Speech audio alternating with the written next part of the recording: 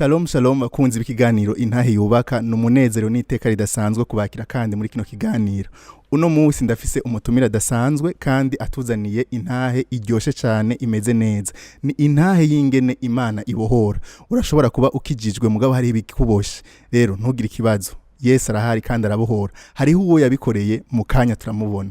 Ikaze cyane Axel, ngira muca mugira ko mwidondora kugira ngo abari kwaradukurikirana babamenye. Ego, je nitwa Gahungere Axel, nkaba navukiye mu Ngagara, quartier 2. Hama ubuzima bw'agakiza ningo ngira nshingira intahe ingene Imana yambohoye. Wakoze cyane kwitaba ubutumire bwacu Axel. Murakoze. Ngira twaca tugira ko ugatfundurura ukatubwira intahe tuganira warambwiye ko hariho ivy'Imana yakubohoye inyuma y'igihe kinini ukijijwe wodufundurira ukatubwira vyagenze gute mbega Axel yagiye gukizwa bimeze gute. Ego, je nagize inyota yo gukizwa kuva ndumuyabaga hama urafise nk'imyaka nkingahe ico gihe? Muyabaga nari nk'imyaka 17 hama nja mu bakorezi ndakorera Imana nk'abakorezi mugabo namafise inyota ijambo ry'Imana. Ico gihe niga kuri lycée du Saint-Esprit ari tubibiri abaduhaye twitwa GDO twigifaransa niba ko nagasoma cyane. Rero nari mfise inyota yo gusoma ijambo ry'Imana cyane. Nkaba narasezeranye Imana yuko ninaheza université nzo kwiga Institut Biblique. Hama rero muri iyo nyota yo kurondera Imana ico gihe byaba uri umukorezi ukumva woja kwiga Institut Biblique. Nari narasezeranye Imana ko nzoyiga ko narakunda gusoma Bibiliya cyane. Hama rero maze guheza kaminuza niho nagenda kuyiga. Mugabo intahe ayitangurira ni gihe nakire Yesu Umwami n'Umukiza. Ico gihe hari gikorane cy'umukozi w'Imana Apotre Gitwaza yari mu 2005 kuri stade FFB. Niho habi gikorane ndagenda ndumva ubutumwa barahamagara bakire Yesu Umwami n'Umukiza ndagenda nakire Yesu Umwami n'Umukiza. Mugabo ico gihe rero nari mboshwe niki umva bwari ubuzima bajene ico gihe twakora mu mabois de nuit mu munywero kugira twirira ama université. Nawe niyo wakora ico gihe? Niyo nakora ico gihe nakora muri Archipel. Hama cankizwa ndi mboshwe n'ubwo buzima bwo kunywa inzoga no kuzikoramo byari bibiri. Umva warazikora mu kazinywa.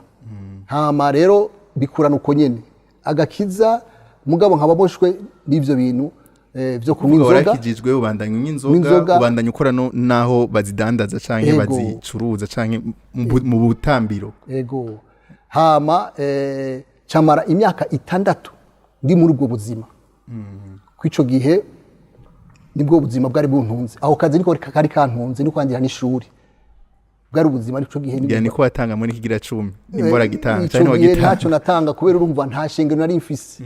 Namaze imyaka 6 ndubita umusanze église.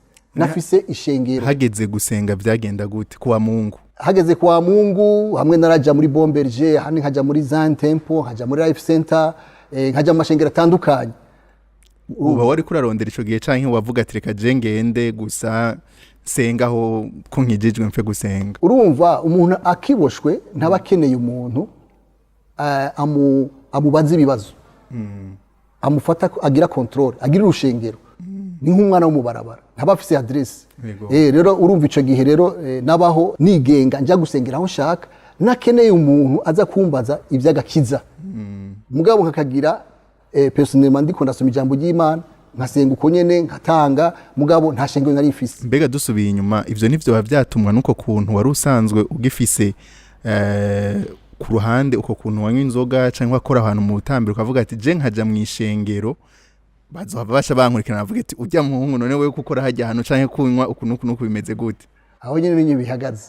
Umva natinya yuko ninaja mu rushengero baca bankura muri ako kazi. Nanje ako kazi niko kari kantunze.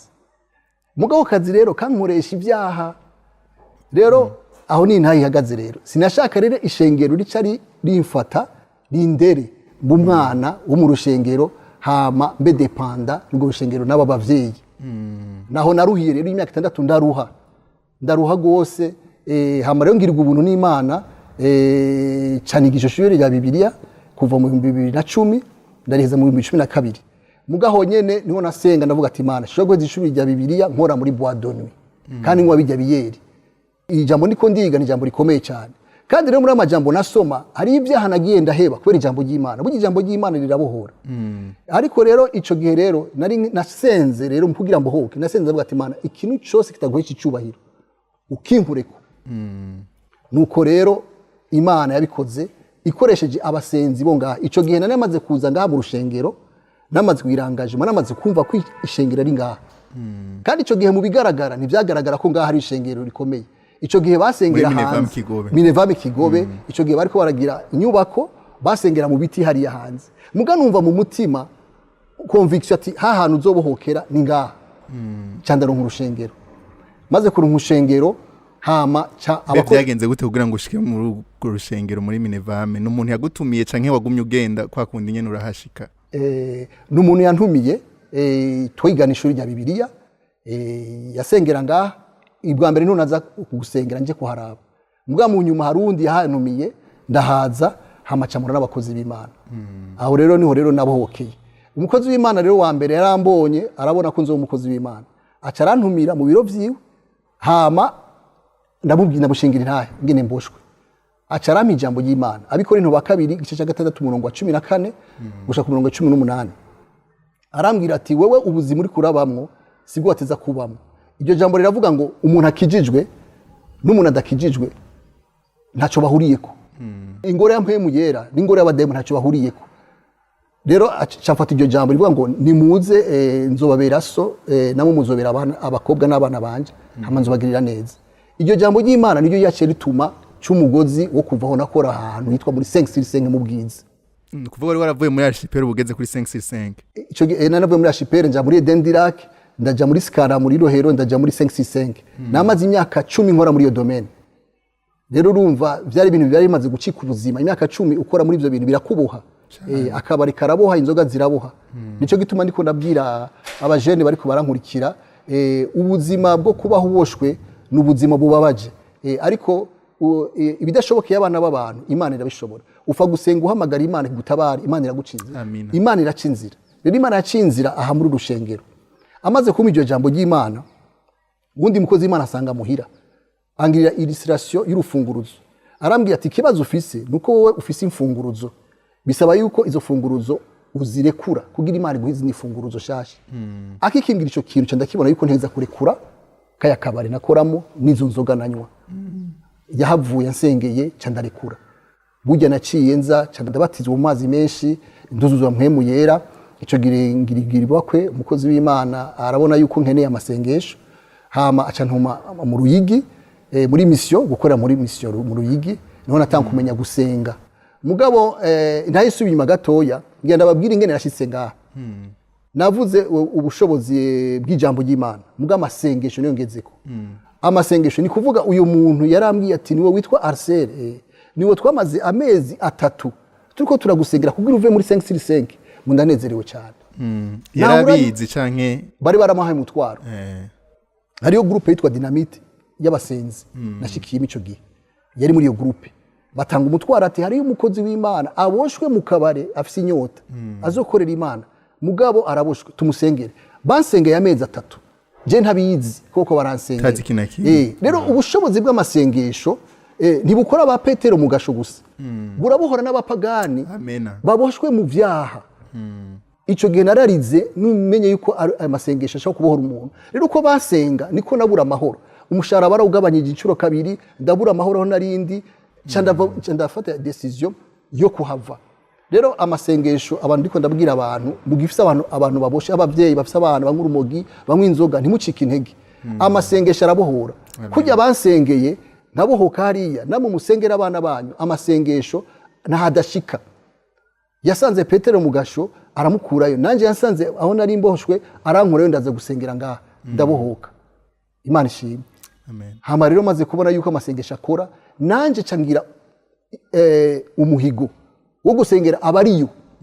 Maze gukomera ndavuga Mana, nimba amasengesho bamaze mezi 3 bansengera akansanga aho narindi mboshwe akambohora, nanje bajya bari hariya twakoranye neza kubasengera. Hari ntaho ufise z'aba benshi cyane, hari mu mizirmane yaranyegereye, hama ndamusenda ndamubwira ingene vyagenze yumva arakozwe ko n'intahe hama arakira Yesu umwami n'umukiza Haleluya. araza ngaha mu rushengero yarabatijwe Amen.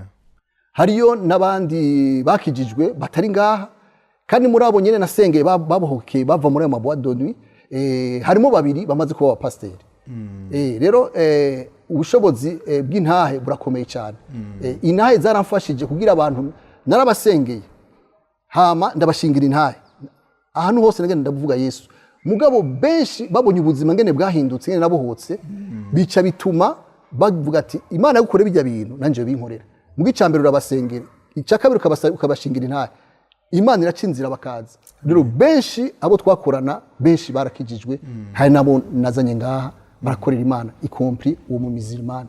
Okay, ni kihe kintu wobwira umuntu uno munsi yakijijwe mugabo kubera ko afise ubwoba bwo kurekura za mfunguruzo canke ibintu kanaka afashe ko yumva umenga ntiyoja mu ishengero mbe nakahe kamaro kukugira ishengero nk'umuntu yavutse ubwa kabiri? Akamaro kugira ishengero nk'umuntu yavutse ubwa kabiri urabona umuntu akiri muri bujya buzima ahomba ibintu bibiri ni kuvuga abura umunezero ku isi akabura ijuru ariko umaze kuza kandi urumva na hantu winjira unezerewe ugasohoka ubabaye na hantu winjira ufite amafaranga ugiye gusambuka ukavayo wamerewe nabi ukava ufite ibikomere mu butambiro no mu nzoga butambiro urumva baraharuhira hari ingwara hari ingwara bagwara kuko urumva hari abantu benshi twasangira inzoga yambwira ati je nanduye sida nasanze nanyoye inzoga sanga nyajyamaye n'umuntu ntazi mugatondo sanga yaranyanduje kuvuga hari izindi mwemu ugiyeyo nubwo wovuga ngo jengeye kunywa inzoga gusa canke ushobora gusanga wagize mu bindi zirafise ingaruka mbi abanyefeso 5:18 havuga ngo ntimukaboregwe vino ko yuzuye ubuhumbu hari abenshi bahanduriye ingwara ibituntu hari abishwe n'umutima nzi twakorana kubera izo nzoga urumva ico bita la credit ministère la credit ministère kuvuga iki ni kuba mu kibanza cyo umwanya wo gukora icarico urufunguruzo rw'ibango wa rufunguruzo w'umukozi Imana yambwira nte nigo rero nakora mu kabare nijoro nakora ibitari byo ariko umunsi nahindura urufunguruzo numva nabaye mu kibanza cyo aha mu rushengero aho ndegwa ndiga amiga hama ncamba mu kibanza cyo hama nkora ivyo n'inyifato yo rero abona hano rero bari muri bujya buzima nuko buraruhisha na hantu winjira unezerewe ukavayo babaye mugabo aha umunsi nahingiye mbabaye mfise imitwaro ndushe ndahava mfise umunezero ndavuga inyungu zo kuba mu rushengero musanze urushengero hari urushengero runiniya mugabo ngira nshingira intahe imiryango mito ayo bita amasere de prière niho rero naronke inyungu nyinshi hariho n'abayita amaflate fraternité série de prière fellowship bijya byose imiryango mito niho nakoreye naronkeye ubuzima bw'agakiza buryoshe cyane inyungu ni zine ubwa mbere mu miryango mito ikintu cya mbere umuntu aronka icyo bita mu gifaransa unité attire la présence de Dieu donc kunywana kw'abakristo bihamagara ibakwe ive ku Mana nkuko Zaburi 133 habivuga yuko ari byiza ari by'igikundiro yuko abavukana babana nyakubana umurongo wa gatatu aravuga ngo niho umugisha w'Imana uri hama Yesu muri Matthieu 18:22 Matthieu 18:22 niho Yesu yatanze isezerano aravuga ngo aho babiri cyangwa batatu bakoraniye mu izina ryanje nzoba hagati yabo wumva uno umugisha wa mbere wo kubana n'abera Imana ibihari muri ico kibanza ego abari umugisha icya kabiri nico bita soutien mutuel ni kuvuga murafashanya murahana imitwaro ni kuvuga jewe mfise umutwaro ucika umutwaro wawe ngize urubanza n'ugu wawe turafashanya mu gusengana imitwaro icya gatatu inyungu yo kuba mu miryango mito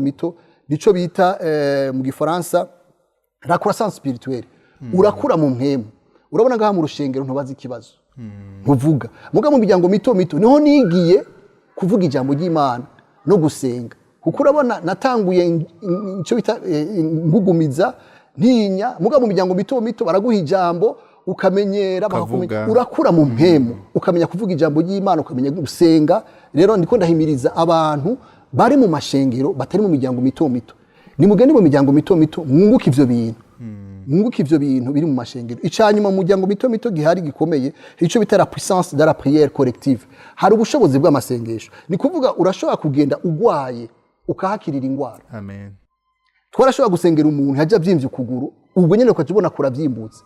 Ni kuvuga hari ubushobozi mu miryango mito mito bw'amasengesho, hari abantu bahakirira ingwara, hari abantu bahabokera, hari intahe zivugirwa ko abantu bakabohoka. Rero ivyo bintu bine ndabishingirira yuko byamfashije cyane kuba mu miryango mito mito. Urakoze cyane.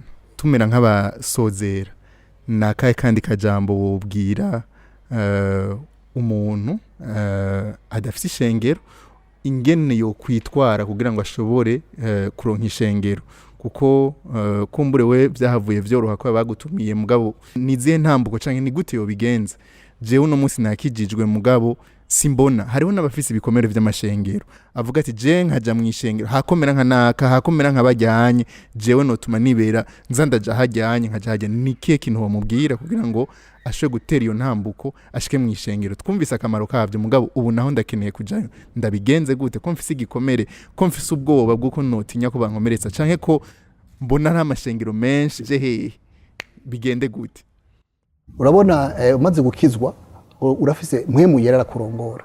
Ikintu ca mbere nobwira umuntu atararonka urushengero mugaye yaba yarakijijwe nk'ibikorane, akaba cyangwa umuntu yabaranose ibikomere byo mu mashengero, ikintu umuhanura nagende iherere n'Imana, afukame asaba Imana, burya mpwemu yera azomurongora mu rushengero. Amen. Imana irafise inzira iraguhuza nkuko yampuze n'abakozi b'Imana. Imana iraguhuza n'abantu bagutumira, kandi ico kibazo kigezemo wumva amahoro, urumva ushitse, uratuza, urumva karuhuko aho hantu. Rero nta yindi banga n'ugusenga, Imana ikagucira inzira. Hama nsozera, hari navuze ubushobozi, inyota ni yatumye nkizwa, ijambo ry'Imana ndagiga, ndagira ubuzima bw'amasengesho ntarinzi. Icanyuma nagira mvuge ni intahe. Intahe irafise ubushobozi. Jewe ahantu nja hose ndavuga Yesu. Amen. Rero mu kugushinga intahe narabonye ubushobozi bw'intahe.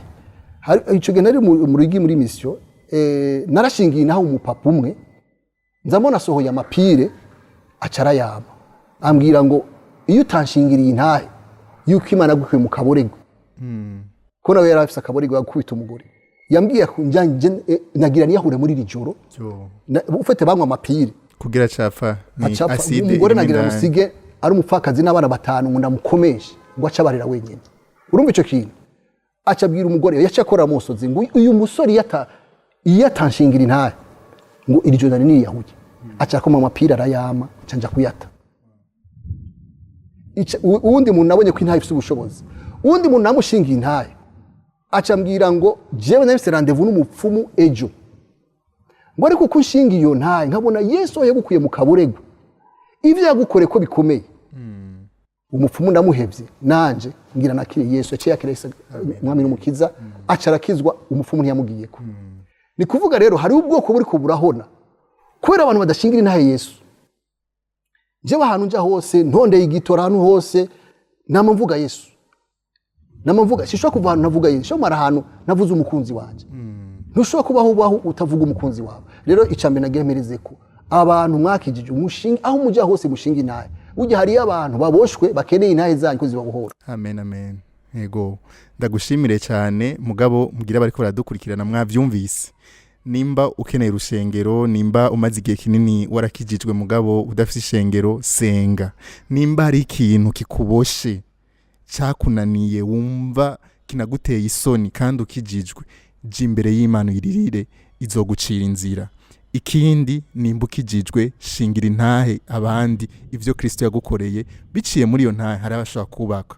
Nashaka mu kurangiza ndagusabe usengera umuntu ariko aradukurikirana afise ikintu kimuboshe canke kimunaniye guheba canke yumva umengana umutwaro udasanzwe kugira ngo Imana imubohore. Data twese uri mu ijuru, turagwaye ishimwe n'icubahiro, turagushimiye kuri Imana igira neza, uri Imana y'urukundo, uri Imana y'imbabazi n'ubuntu. Turagushimiye kuri Imana y'impuhwe, Imana ibohora mwami. Turagushimiye Imana kuvyo wakoze mwami, warakoze kumbohora, warakoze kunzana mu rushengero, kungira umwana wawe, warakoze kumpindurira izina mwami. Imana ukankura mu kaboregwe, ukangira umukozi wawe mwami. Imana ubihere gushimira n'icubahiro. None Imana kweretse ubwoko bwawe, ababoshwe, abari mu kabare, ababoshwe n'akaboregwe, abari mu rumogi, abari mu busambanyi, abari mu barozi, abari kubararaguza, abari mu byaha bitandukanye byose baboshe barushe. Mana ndabasengeye Mana ubabera akaruhuko mwami Yesu, niwavuze ngo urakaruhuko kandi ngo abarushe ntibaze imbere yawe. Ndabasengeye Mana, aho bari Mana ubarokarize Mana, ubazane Mwami, ndakweretse ivyiyumviro byabo ubifate mpiri, aba ari wo Mwami ubabohora Mwami. Turabasengeye Mana, Mana aba ari wo Mwami uzobazana. Waravuze ngo ntawe uza kwa data adaciye kuri wo atari umuzanye Mwami, ni wewe uzana umuntu kuri data. Turabasengeye Mana, Mana tukwinginga Mana kugira Mana ubazane Mana mu ruhongore, baruhuke Mwami, baruhukire muri wowe Yesu, aba ari wo Mwami ubaruhura. Turagushimiye ko ari utanga igikorwa ciza cyo kubohora isi yose kandi uzogisozera. Tugushimira Mana ku bibaye byose kuri intahe, ndagushimira Mana ku bikoretse. Tuvuga Mwami bibaye byose ntabari twebwe, ariko icubahiro kize kubi cawe mu izina rya Yesu. Amen, amen. Ndagushimire cyane Axel ko yemeye kuza kudushingira intahe. Yego makoze. Nongere nshimire nawe wari kuradukurikirana, ndakubwira ngo wakoze cyane, Imana irabohora, naho ubukurikira mu ntahe ikurikira, Imana iguhezagire cyane.